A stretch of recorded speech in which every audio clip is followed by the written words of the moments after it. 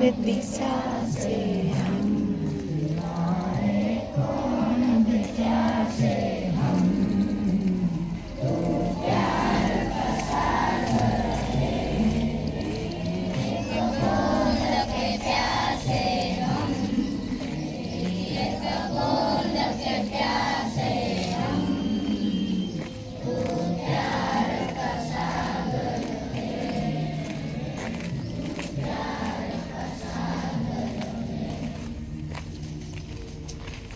Good morning.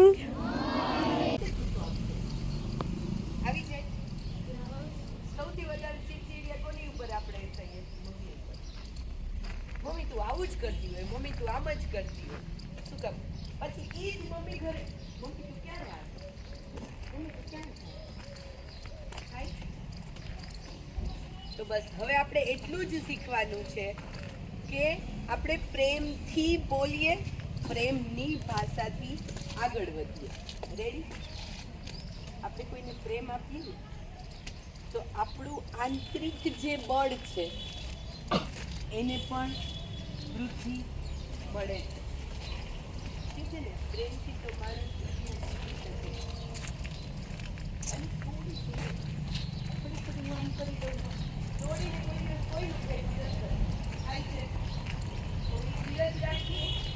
સમજીએ અને પછી આગળ વધીએ તો કાંઈ જ પ્રોબ્લેમ થાય નહીં.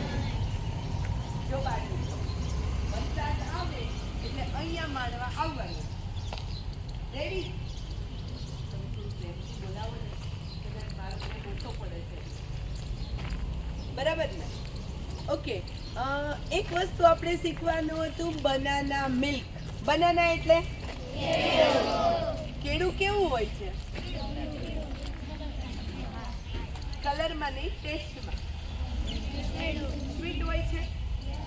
પછી એમાં એક્સ્ટ્રા સુગરની જરૂર પડે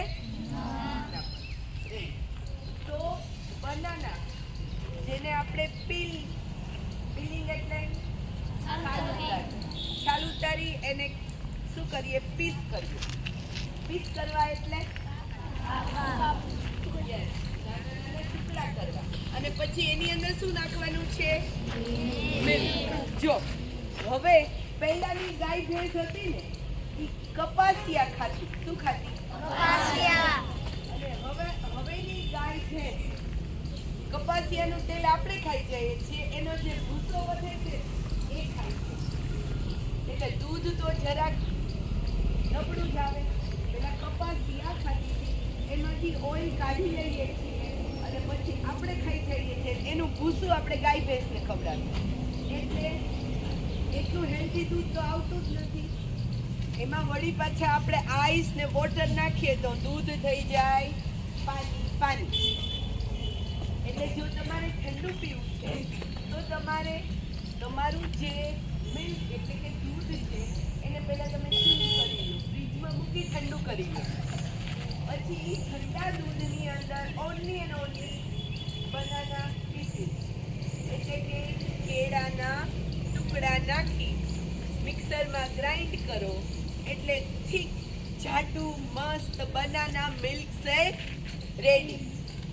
કોઈ પણ એક્સ્ટ્રા અથવા તો હાનિકારક દ્રવ્ય નાખ્યા વગર. અત્યારે તો બને નહીં ત્યાં સુધી શું પીવાય? એ હા, તમને બધાને ઘરે વિધાઉટ સુગર કેન જ્યુસ બનાવતા આવડે? હું કહું, તમારા ઘરે ગોળ છે? ગોળ હોય છે? ગોળને પહેલા પલાળી દો. પાણીમાં છે? હા, પૂછી લીધું, સારું કર્યું. મારાથી રહી ગયું. પાણીમાં પલાળી દીધું. અથવા છે ને ઘણો ગોળ તો કેટલો કઠણ હોય તો એને સુધારી નાખો અને પછી પાણીમાં પલાળી. પલળે એટલે શું કરવાનું? એને મિક્સરમાં નાખો. થોડોક આમ એમ થાય કે હવે મિક્સરમાં ગ્રાઇન્ડ થઈ જશે એટલે જો થોડો ચાટ મસાલામાં શું હોય ખબર છે?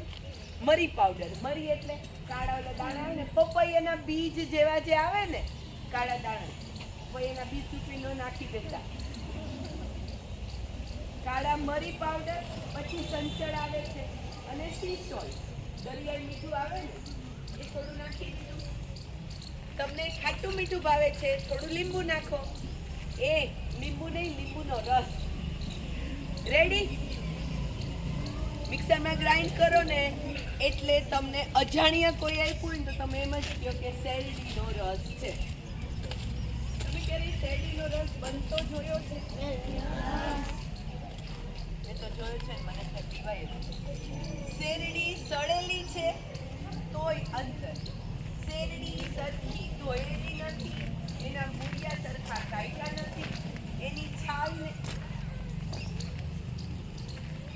સ્કૂલે જ મૂકવા જવાનું, અહીંયા નહીં. ચાટ મસાલો અને ગોળ મિક્સરમાં ગ્રાઇન્ડ કરો, એવું લાગે તો તમે ગળી લો. થઈ ગયું આપણું સુગર કેન જ્યુસ રેડી.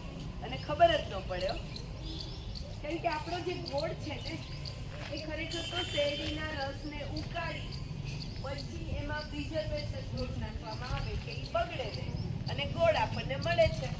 ખ્યાલ આવ્યો? તો હવેથી ઘરે બનાવેલું સુગર કેન જ્યુસ પી આવો. રેડી? જો તમે અમદાવાદ જાઓ છો, ત્યાં છે ને એક બહુ હાઈફાઈ મોલ બધા જોયું હશે. ત્યાં એક શોપ કેવી છે ખબર છે? ત્યાં અમુક લાઇટિંગ ને અમુક ટેમ્પરેચરમાં વનસ્પતિને રાખવામાં આવે છે. પછી તમે જે ઓર્ડર આપો ને ત્યાંથી ફ્રેશ વનસ્પતિ તોડી અને તમને વસ્તુ બનાવીને ખવડાવવામાં આવે છે. તો તમારા ઘરે નાનું મોટું ક્યારા, નાની મોટી જગ્યા ન હોય તો નાના નાના કુંડા હોય, નાના ભાજી વાવો, પછી મરચાં વાવી શકો. જો થોડુંક નાનું ફળિયું હોય તો તમે કારેલા, પછી સિંગ આવે છે ને ડ્રમસ્ટિક એટલે સરગવો, તો એ ઝાડ વાવી શકો. તો આવું નાની નાની જે વનસ્પતિ, પછી એક અજમો હોય ને એની એક ડાળ તમે તમારા કુંડામાં વાવો ને તો એ સરસ ઉછરે. અને અજમાના પાન હોય ને થોડા જાડા ને લીલા, એને તમે કાંઈ નહીં, બટેટાની પતરી કરે છે મમ્મી સેમ એ રીતે પતરીની જેમ બટેટાની ચીપ્સની જગ્યાએ આ પાન મૂકવાનું જોઈએ અને એના ભજીયા બહુ મસ્ત લાગે. વરસાદ આવે પછી અત્યારે અજમો થોડો ગરમીમાં ગરમ પડે એટલે વરસાદ આવે ત્યારે આ અજમાના ભજીયા કરીને તમે ખાવજો તો હેલ્થ માટે બહુ સારું. એટલે બને ત્યાં સુધી કેવા બનો? નેચરલ. કેવા બનવાનું? નેચરલ. યાદ રાખશો. આજકાલની તો કેનન ફૂડમાં નેચરલ થઈ ગયું. ક્યાંથી નેચરલ હોય? જે વસ્તુ નેચરલ હોય એમાં કોઈ પણ જાતના રસાયણ ના હોય. તમે ઘરે જે ટોમેટો સૂપ ઘણી વાર મમ્મી ઘરે બનાવે છે ખબર, એ બગડી જાય છે, પણ સોસ ઘરનો બજારનો નથી બગડતો. શું કામ? કેમ કે એ નેચરલ છે, એમાં પ્રિઝર્વેશન નાખેલું છે. તો આપણે ઘરનું અને હેલ્થી ખાઈએ.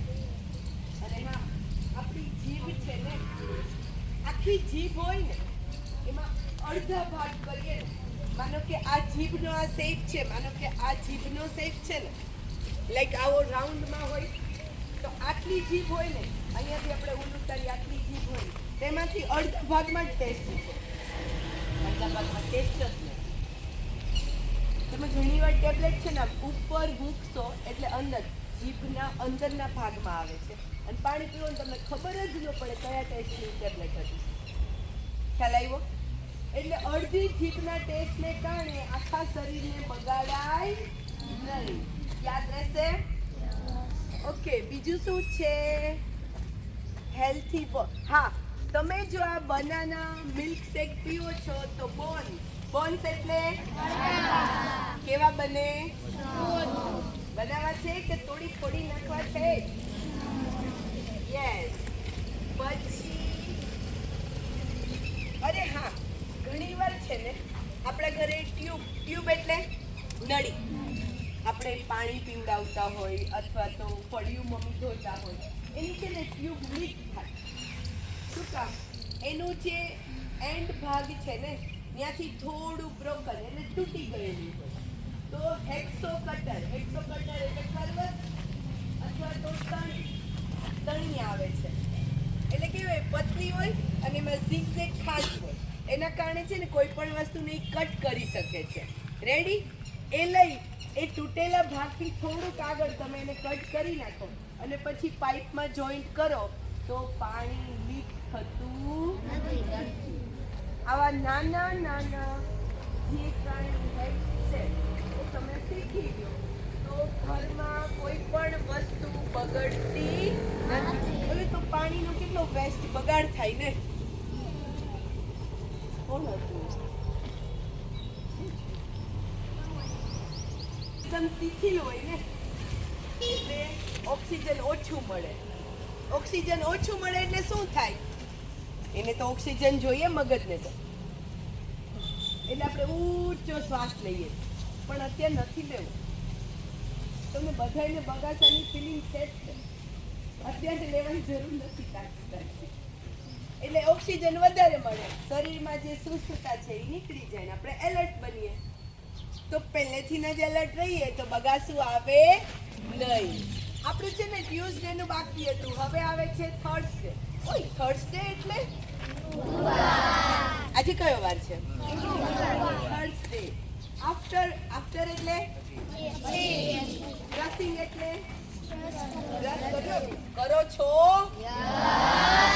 આફ્ટર બ્રશિંગ ફૂટ એટલે the brush and tongue cleaner. Brush તો ખબર પડી પણ ટંગ ક્લીનર એટલે ઓલું આમ યુ આકારનું હોય ને આપણે ઉલ ઉતારીએ એને શું કહેવાય? Tongue cleaner. ટંગ ક્લીનર એટલે ઉલિયાને શું કહેવાનું? Tongue cleaner. ટંગ ક્લીનર એટલે હવેથી ઉલિયું બોલશું. શું બોલશું? ટંગ એટલે અને ક્લીનર એટલે સાફ કરે, જીભને સાફ કરે. એનું નામ શું? Tongue cleaner. ઓકે, આપણે ઘણા બધા પ્રિન્સ અને પ્રિન્સેસ બ્રશ અને tongue cleaner after brushing put everywhere. ગમે ને આપણે ગુજરાતી, આપણે તો ઓટલે બેસીને બ્રશ કરીએ તો ત્યાં હોય, ફળિયામાં બેઠા હોય તો ત્યાં હોય. ઘરમાં 24 કલાકનો એક સર્વન્ટ છે, એનું નામ મમ્મી. એ બધું વીણે. તમારા મમ્મીને માતૃદેવો ભવની અવસ્થામાં રાખો. તમે જો ગમે ત્યાં તમારી વસ્તુ મૂકો તો એ તમારા સર્વન્ટ બન્યા ને, તો ભગવાનને નોકર બનાવાય.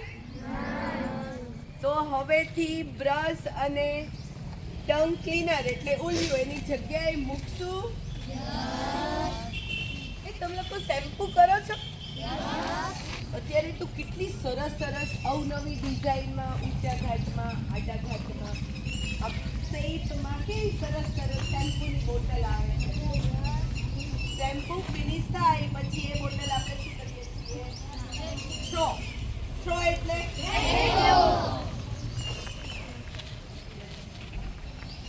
નીચે જે કાંઈ આપણને સેન્ડ એન્ડ પેબલ. પેબલ એટલે પથ્થર.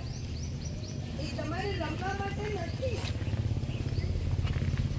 રેડી? તો શેમ્પૂની બોટલ છે. નેક્સ્ટ ટાઈમ છે ને આવી એક વસ્તુ લઈને આવીએ. શેમ્પૂની બોટલ હોય. કેમ શેમ્પૂની જ બોટલ? હેર ઓઇલની બોટલ હોય. તો એને આખી બોટલ જે છે એને ઉપરનો ભાગ જે છે ને એને કટ કરી નાખો. જેવી રીતે આપણે પીગી બેંક બનાવીએ એવી રીતે પેન સ્ટેન્ડ ના બને. મેડમ કાલે પાણીની બોટલ વેસ્ટ લઈ આવીએ અને એમને છે ને હેંગ ફેસ પેન સ્ટેન્ડ શીખવાડીએ. રેડી? ઓકે. શેમ્પૂની બોટલને કટ કરવી છે તો કઈ રીતે કરાય? કાં તો તણી લો અને કાં તો પછી ઘરમાં છરી છે એને એકદમ ધીમો ગેસ સ્ટવ ઓન કરો અને એને ગરમ કરો. ગરમ કરો ને તો તમે આમ કરશો તો એ રીતે પ્લાસ્ટિક પીગળી અને બે પાર્ટ થઈ જશે. પણ જે લોકો આમાં 3 થી 5 માં છે, થોડા નાના છે ને કોઈ દિવસ એકલા કિચનમાં ગેસ ઓન કરવાનો હંમેશા મમ્મીની મદદથી જ કામ કરવાનું જ્યાં સુધી આપણે મોટા થતા નથી. ઓકે, ઓલવેઝ આપણે સેફટી ઝોનની અંદર રહેવાનું છે. ઓકે, હવે બીજી વાત,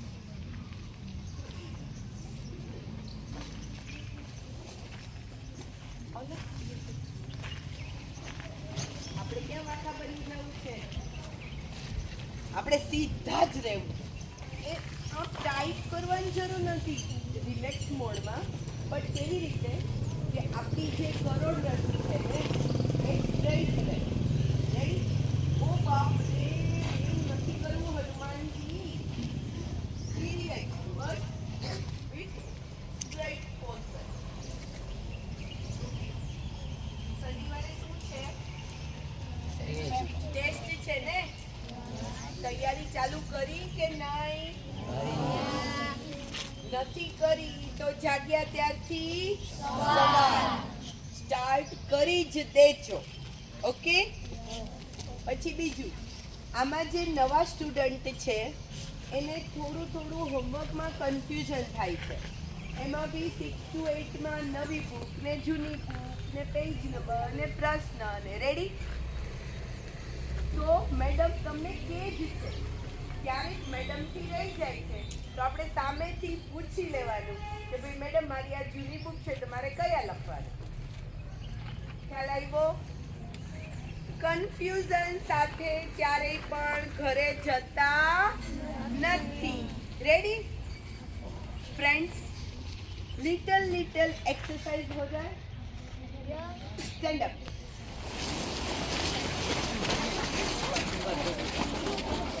Everyone stand.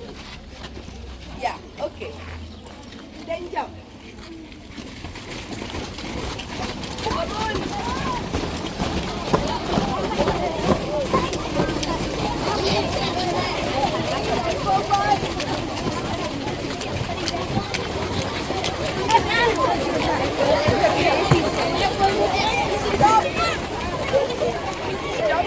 Stop. Okay friends. અરે ઘણા બધા ભાઈઓને મેં જોયું ને તો આગળવાળાના શોલ્ડર પકડી રાખે છે.